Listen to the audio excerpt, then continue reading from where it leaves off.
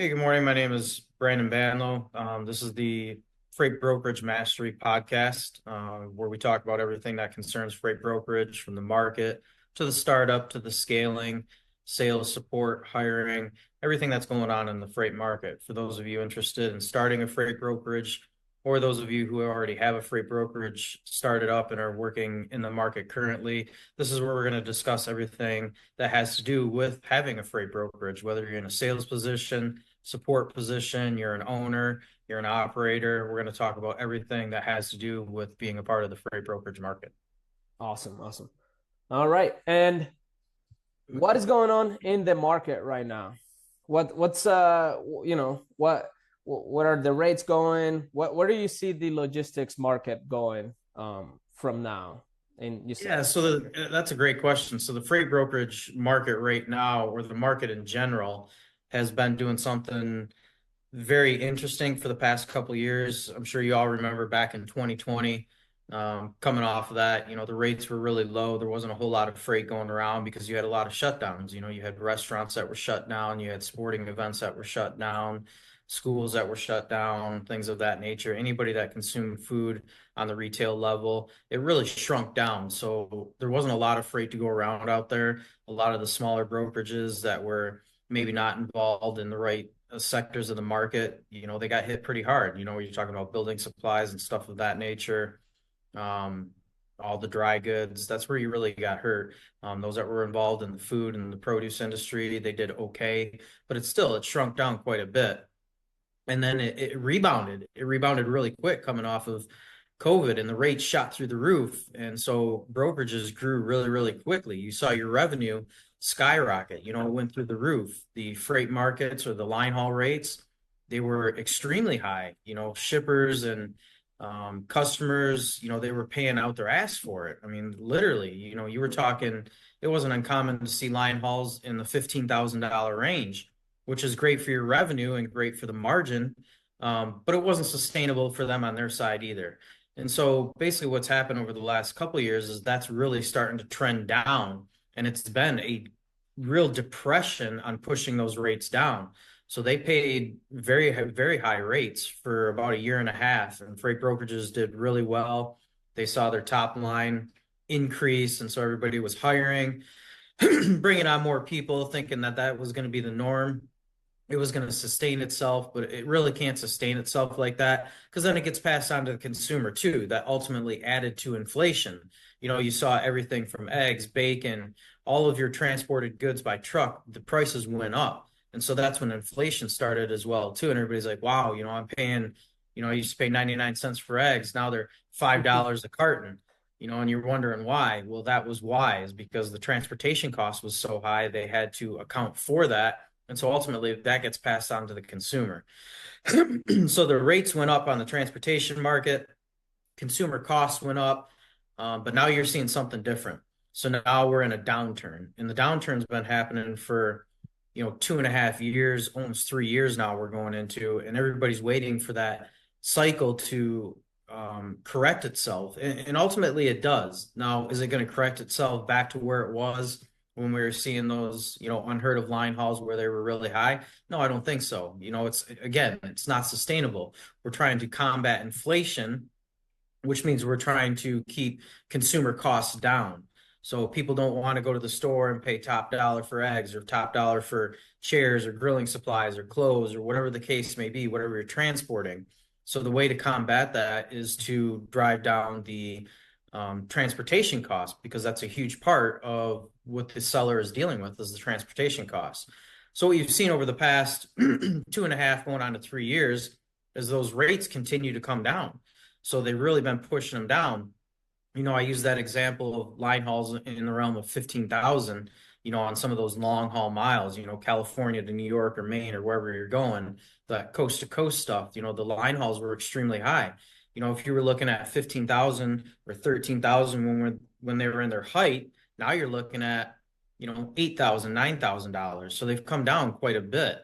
And they continue to come down, which makes the market extremely competitive. So what that does is it tells the shippers or your customers is, hey, the rates are coming down. The market is now in my favor. where it was not in my favor a couple years ago, and I was just having to pay it and get it to the store so I could make the sale. I mean, ultimately, they have to make the sale, right? They have to get it to the store in order to get paid. So they had to pay the costs. But now they're seeing, hey, the rates are down. So they're continuing to drive those rates down. They're adding pressure to push those Mm-hmm. rates down. And that's what's been happening over the last 2.5 to 3 years is you see those freight rates come down. And ultimately what that does to you as a freight brokerage is it makes it very competitive in a couple ways. As we all know, there's a lot of freight brokerages out there.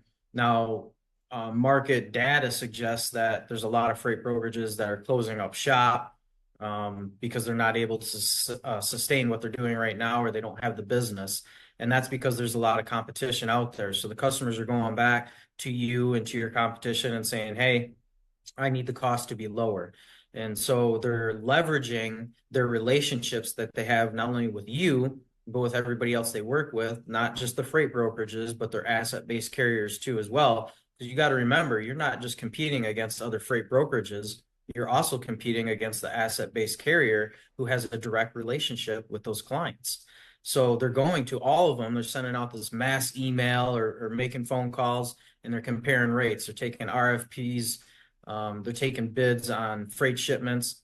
And a lot of the times they're coming back to you and saying, hey, your rate's too high, or I need you to be at this rate.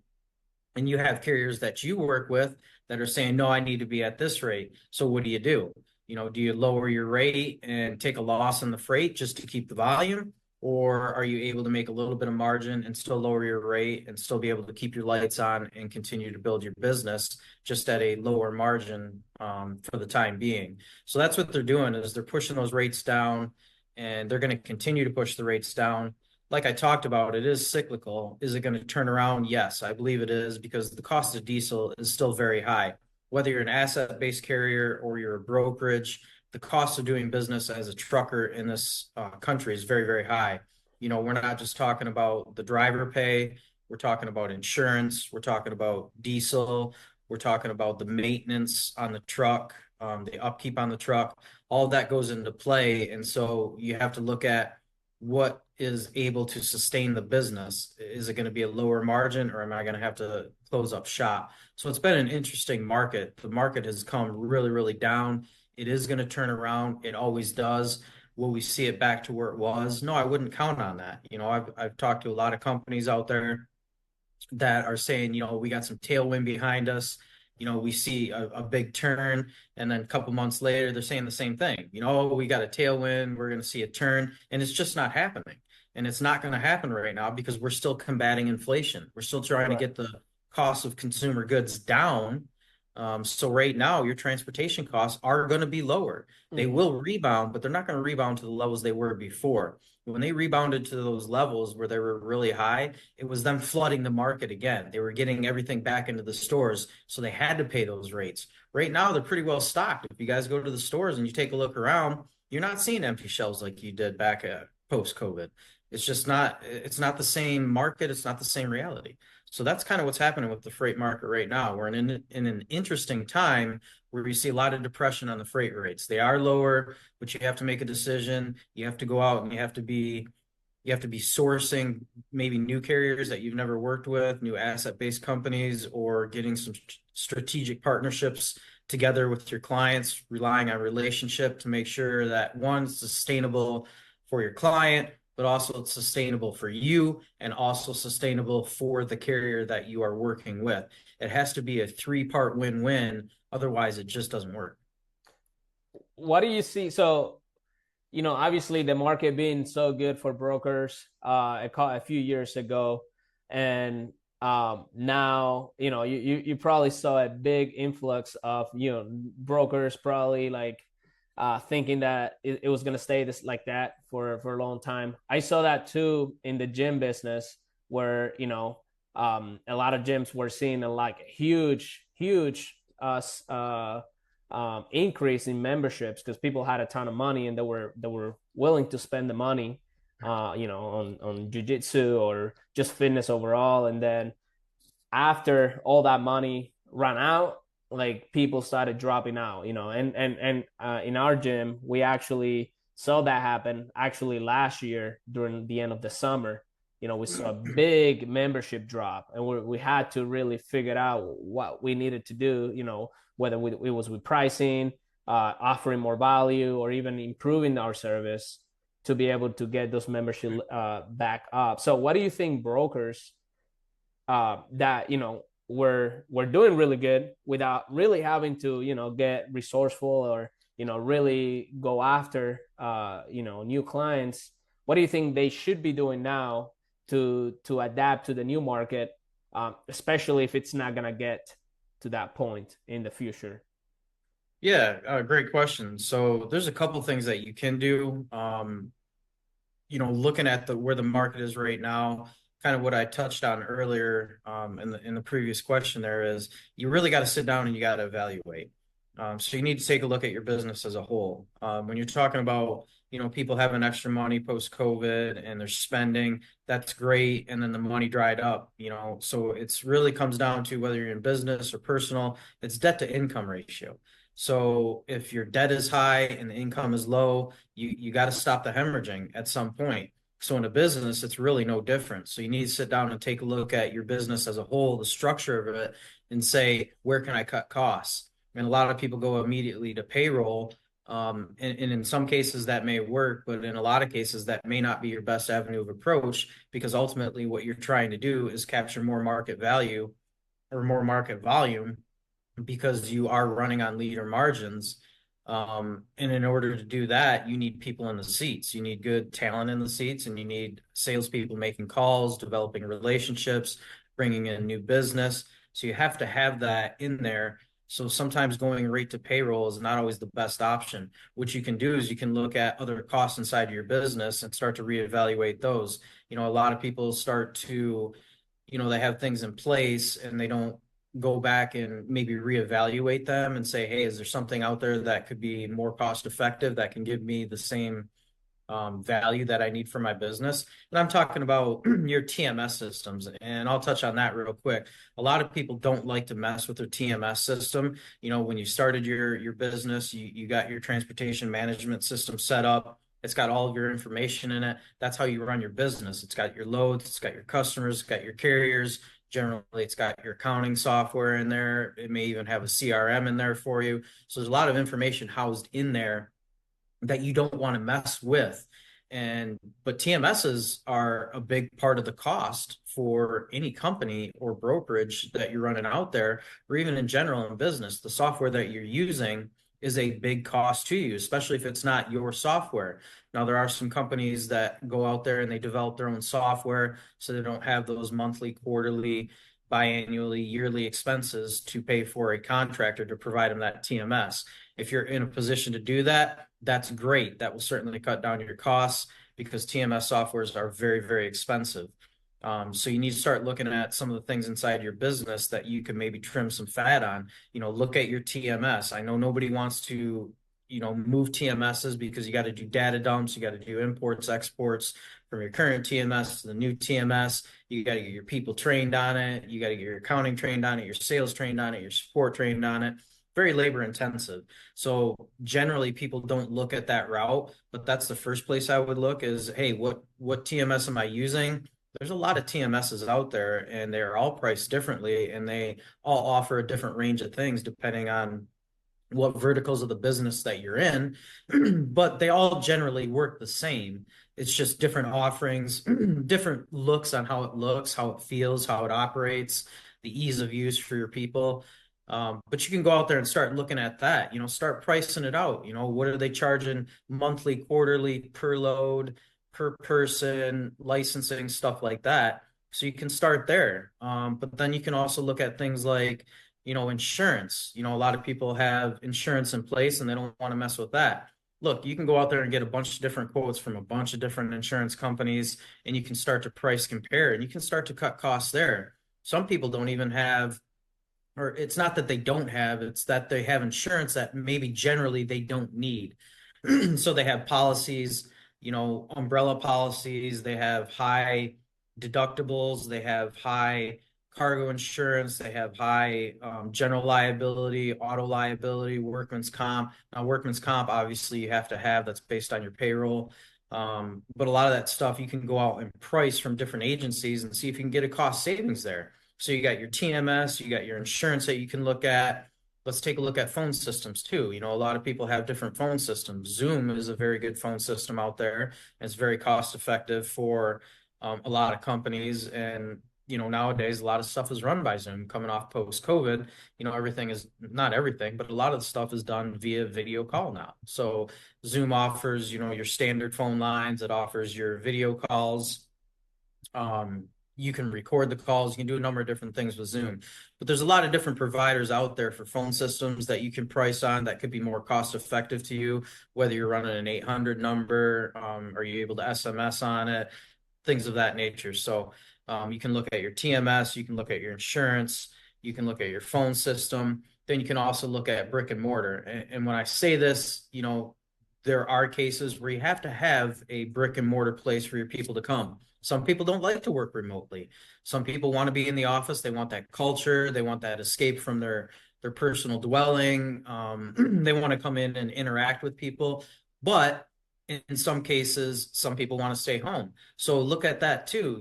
We have these commercial leases that you have out there, and they're multi-year.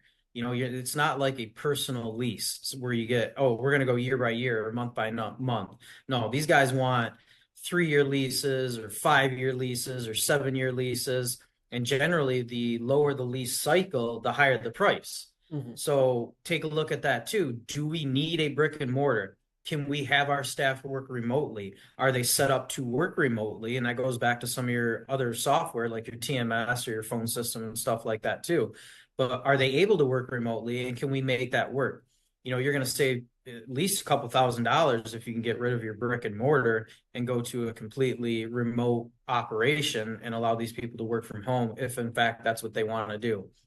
Now, when you're talking about big scale businesses out there that are employing hundreds, if not thousands of people, that may not be an option.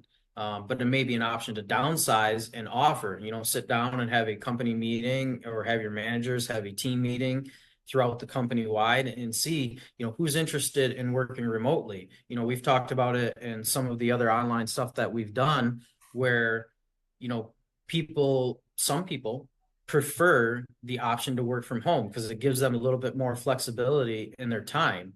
And so if you have that meeting and you're able to find that, hey, half of the people want to work from home. Okay, well, if half the people want to work from home, that means we can downsize our brick and mortar. Maybe you have this huge building that you can shrink down to half. You're on a lease. When the lease comes up, one, you can either try to renegotiate it currently, or you start looking for when that lease comes up to shrink it down a little bit, let some people work remotely, and those that want to work in the office, you've shrunk down your office size, which also ultimately shrinks down your overhead costs for the brick and mortar. And the last thing is obviously the payroll. You look at payroll, but I've touched on that. You can shrink payroll. I guess you got to look at what's best for your business. Look at who's in the seat. Are they generating enough to cover their salary, the expenses incurred on the back end, and are they profitable for the company, and how profitable are they? You want to start at the top and look at your top performers and get all the way to the bottom and figure out, if I have to do adjustments on payroll, what is that going to save me? You look at it over the cost of the year. A lot of people start to look at payroll and they say, well, I'm paying this guy $100,000. Are you paying them $100,000 in salary? Because you're really only paying them for the time they're in the seat. So if you hire a guy on for $100,000 for a yearly salary and he's only in the seat for 3 months, you really only cost you 3 months. Because ultimately, when you start cutting payroll, at some point, you're going to have to add back to that payroll. And right now, as we all know, salaries are going up. And salaries are going up for what we talked about before. They're trying to combat inflation. People need a higher salary to be able to sustain the cost of living. So if you get rid of the salary that they're on currently, just to cut that salary, you're saving, maybe a couple $1,000s a month per individual in their salary and their insurance.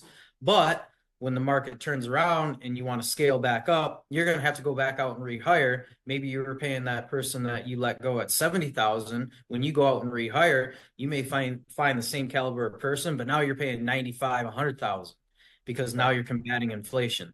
So those are the things that I would look at. when you're trying to cut costs in your company and trying to increase your profits. But also another thing that you can look at too is, and we've talked about this in some of our other videos, is living a little bit leaner. Look, I get it. Nobody wants to live lean. You want to get as much profit as you can on your transactions. That's what it's about. That's the name of business, is to be profitable. But sometimes you have to shrink it down so that you can capture more volume, and you have that volume so that when the market turns and the rates do go up, you now have that volume. You're going to make it up on the back end. So I challenge you to do that as well too. I know a lot of companies have done that and they've had success with that. I need to be at a 9% margin in order to sustain the bills and keep the lights on. Maybe we shrink it down to 7% or 6.5%.